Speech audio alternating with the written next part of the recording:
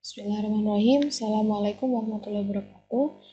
Nah, di sini saya akan melanjutkan materi selanjutnya yaitu penaksiran parameter. Kita lihat pembahasannya. Di sini poin pertama kita akan membahas mengenai pengertian dari penaksiran parameter tersebut. Kita akan mengerti arti dari penaksiran parameter. Yang kedua, kita akan membahas karena dari penaksiran parameter itu akan ada beberapa sub-sub pembahasan, yaitu penafsiran parameter rata-rata dan juga akan ada penafsiran parameter proporsi.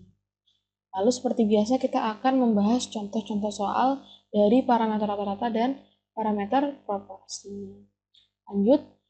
Yang pertama, poin pertama kita membahas mengenai pengertian penaksiran. Nah, latar belakangnya. Seperti yang kita tahu, populasi di dunia ini sangat-sangat memiliki ukuran yang sangat banyak. Di sini ukuran adalah maksudnya dari jumlah yang sangat-sangat banyak. Sehingga untuk mengetahui karakteristiknya melalui sensus sangat sulit dilakukan. Seperti yang kita tahu, Indonesia saja itu sudah berada di urutan ke-4. Setelah Cina atau Tiongkok, yang kedua India, lalu Amerika Serikat. Nah, kita berada di angka di nomor 4 dengan penduduk terpadat di dunia, yaitu kita memegang sejumlah 268.074.600 orang. Nah, karena populasi itu sangat-sangat banyak, makanya kita tahu bahwa sensus ini sangat tidak ekonomis dari segi waktu, tenaga, dan biaya. Dari segi waktu, dengan segitu jumlah, dengan segitu banyaknya orang yang akan kita sensus, itu akan pasti membutuhkan waktu yang sangat banyak. Begitu pula dengan tenaga. Semakin banyak populasi yang akan kita ambil sampelnya, yang akan kita ambil sensusnya, itu akan juga semakin banyak tenaga yang kita butuhkan. Jika tenaganya cuma sedikit, pasti akan kesulitan. Dan juga biayanya. Ya, biaya untuk menggaji dari tenaga yang kita tenaga kerjakan itu akan memakan biaya yang sangat-sangat tinggi. Nah, oleh karena itu kita dapat melakukan pendugaan dengan melakukan survei terhadap sampel yang diambil secara acak. Nah, kita dengan cara seperti itu kita ambil aja, kita akan mengambil pendugaan dengan cara kita melakukan survei terhadap sampel yang kita ambil secara acak. Dari populasi tersebut yang selanjutnya hasil karakteristik sampel dari survei tersebut kita gunakan untuk menduga karakteristik populasi.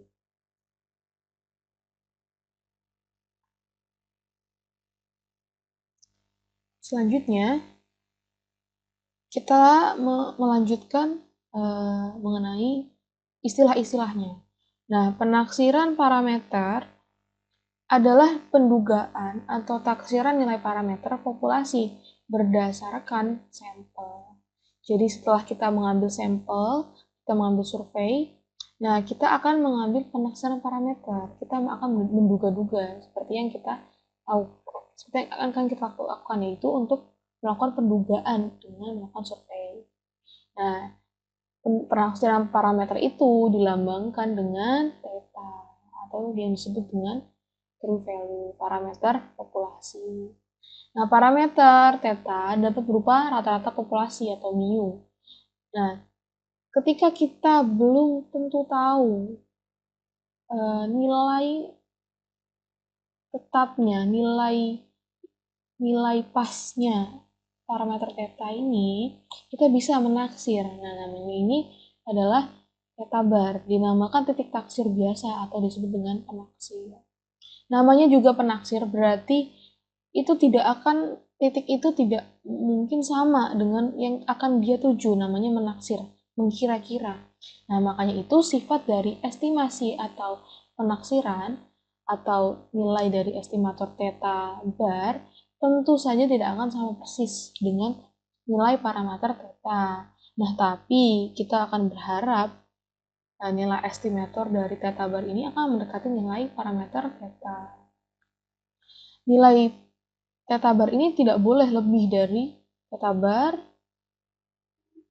karena ya tidak boleh terlalu lebih gitu. Karena akan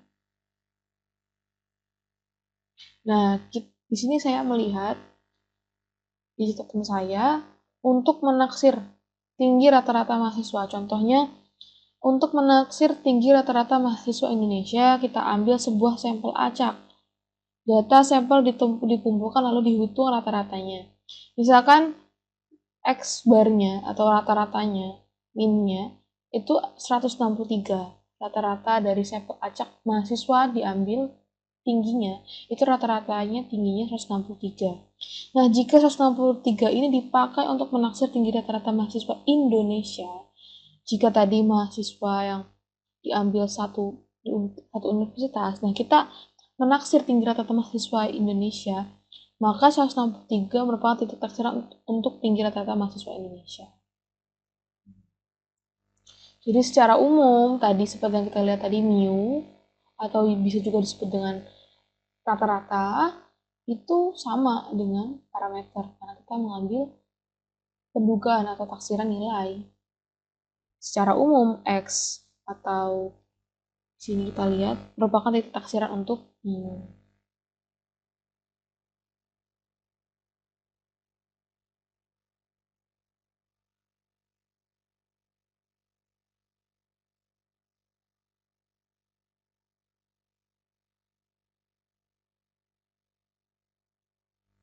Nah, misalkan untuk theta bar, penaksir untuk theta yang dihitung berdasarkan sebuah sampel acak.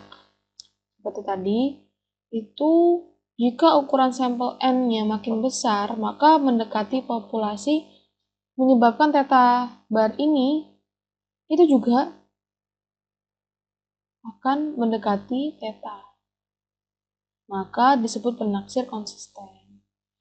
Selanjutnya, penaksir yang tidak bias dan bervarian, minimum dinamakan penaksir terbaik.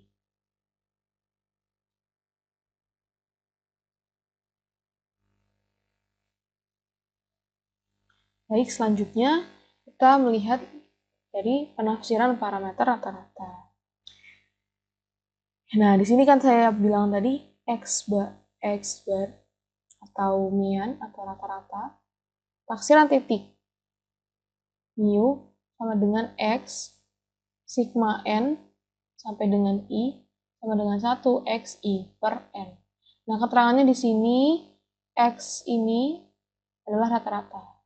Lalu X ini skor individual. Lalu N seperti yang tadi di atas itu yang distribusi. Kalau N itu biasanya pasti menunjukkan nilai banyaknya data. Itu pasti insya Allah. N itu banyaknya nilai. N itu banyaknya data. Nah, kita lihat taksiran interval jika sigma tidak diketahui. Nah, N itu lebih dari sama dengan 30. Maka ini keterangannya.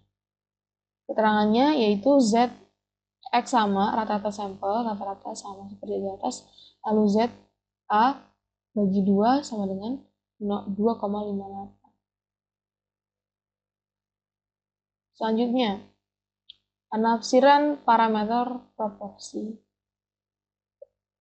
Taksiran titik, yaitu P bar sama dengan X. P ini ya dinamakan P karena dia seperti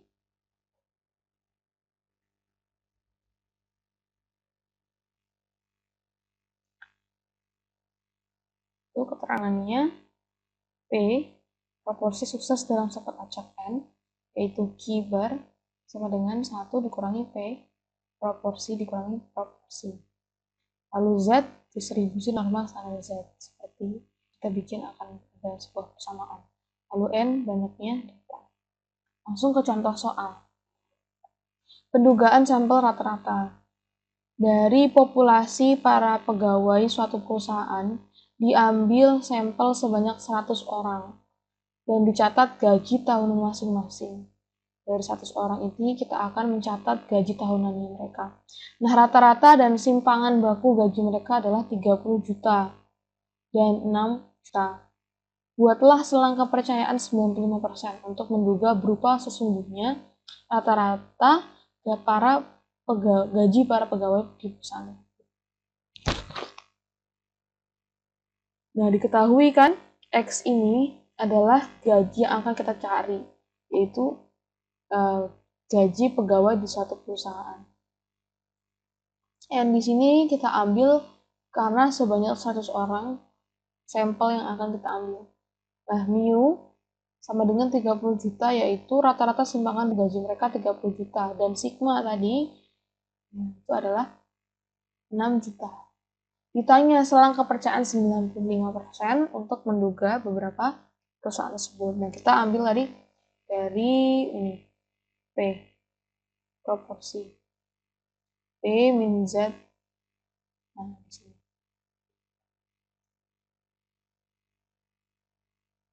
Kita bisa lihat P dari proporsi atau probabilitasnya. X min ZA. Nah, sama dengan 95%. Nah, A di sini 1 dikurangi 95%. Jadi kita anggap ini 1 adalah 100%. 100 dikurangi 95 sama dengan 5%. A dibagi 2. Kenapa dibagi 2? Karena di sini ZA banding 2. Sama dengan 5% hasil dari A, 5% dibagi 2. Hasilnya adalah 2,5% atau setara dengan 0,025. Nah, hitung X, Z, dan sigmanya. Kita hitung dulu X-nya, atau sama dengan mu-nya. Sama dengan 30 juta. Kita sudah tahu. Nah, sigma X bar-nya ini sigma dibagi N akar N. Nah, sama dengan 6 juta dibagi dengan, tadi kita ambil berapa orang tadi? 100 orang. Nah, berarti akar N sama dengan akar 100. Sama dengan 100 akarnya adalah 10. Jadi, coret 1 ya. Coret 1, hasilnya dari 6 juta menjadi 600.000. ZA bagi 2 dikali dengan sigma X bar, yaitu 196 kali 600.000. 1,96 kali dengan 600.000.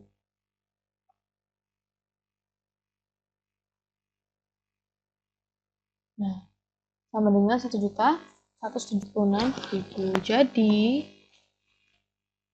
P 3 juta, karena tadi 3 juta dikurangi 1.776. Kurang dari mu. Kurang dari 3 juta ditambah 3.706.000. Karena kita mengambil selisih perbandingan. Ya, sisi kiri dan sisi kanan. Karena dia di sini dikurang, maka di sini ditambah. Sama dengan 95%. Nah, 3 juta dikurang 1.776, yaitu hasilnya 1.874.000 kurang dari 4.176.000 sama dengan 95%. Nah, jadi kita percaya bahwa gaji para pegawai perusahaan tersebut berada pada selang 1.824 sampai dengan 4.176.000. Nah, makanya di sini berarti ini sama dengan theta bar. Karena di sini kita mengambil taksiran dari nilai pendugaan tersebut. Jadi kita nggak tahu pasti. Jadi pokoknya nilai theta itu ada berada di selang 1.824.000 sampai dengan 4.176.000. Yang kedua, ini pendugaan sampel proporsi. Pada suatu sampel acak ukuran, nah kita mengambil orang atau sampel yang kita ambil adalah 500 orang. Di suatu kota ditemukan bahwa 340 orang diantaranya suka nonton TV. Untuk acara dunia dalam berita, hitunglah interval kepercayaan 95% untuk menduga berapa proporsi sesungguhnya penduduk di kota itu yang suka nonton TV untuk acara dunia dalam berita. Jadi kita mencari interval kepercayaannya yang tadi 340 orang ini. yang 95% suka nonton TV dalam acara dunia dan dalam berita. Diketahui statistiknya, kita ambil X-nya 340. Kita tahu bahwa ini 340, lalu dari 340 ini kita tahu bahwa dia suka sama nonton TV berita dalam dunia. Lalu dari berapa orang? Nah, dari 500 orang. Probabilitasnya kita tinggal ambil. Dari 500 orang, 340-nya itu suka nonton TV ya, 0,68. Ditanya, kepercayaan 90%-nya berapa? Nah, kita di sini sama kayak seperti yang tadi proporsi sampel rata-rata, di sini juga kita kiri kanan gini. Di sini kiri, di sini min, di sini plus. 1A alfa 1 dikurangi 95%. Nah, sama kan seperti tadi 5%. A dibagi 2, 5% dibagi 2, 2,5, 0,025. Nah, 22,5%. Selanjutnya, hitung P, Z, dan sigmanya. Nah, kita tahu P-nya tadi 0,68, sudah dihitung. Lalu yang kedua, sigma P. P bar. Itu P1 dikurangi P bagi N. 0,68 tadi, nah ini 0,68 dikurangi 1, dikurangi 0,68, dibagi orang tadi berapa? Yang diambil 500 orang. Nah, 500. Hasilnya itu karena 0,68 dikali dengan, nah di sini 0,68 dikali 1 min 0,68 dibagi 500. Nah, kalau saya lihat di sini 0,68-nya saya bagi dengan 500. Jadi nanti hasilnya 0,136. 0,136 lalu dikali dengan 1 dikurangi 0,8 jadi 1,32 ya. 32. Nah, kalau dikali hasilnya, karena kan tadi nolnya itu namanya dikali itu nolnya akan tambah, jadinya 0,00004352. Hasilnya adalah 0,021. Lalu Z-nya dikali jadi 1,96 yang di atas dikali 0,021. Ini 0,21. Hasilnya 0,41. Jadi PZ-nya 0,68 dikurangi 0,041 itu kurang dari mu. Kurang dari 0,8 tambah sama. Cuman berbedanya cuma di plus minusnya. Jadi ini kalau dikurangin hasilnya 0,639 kurang dari 0,721 sama dengan 90%. Jadi kita percaya bahwa 95% bahwa penduduk di kota yang suka nonton TV, acara dunia dalam berita adalah antara 0,639% sampai dengan, ini salah ya berarti, 0,639 harusnya. 0,639%. Oh iya, ding. Oh, maaf. Ini karena dijadikan persen, nah jadi benar 63,9% sampai dengan 72,1%.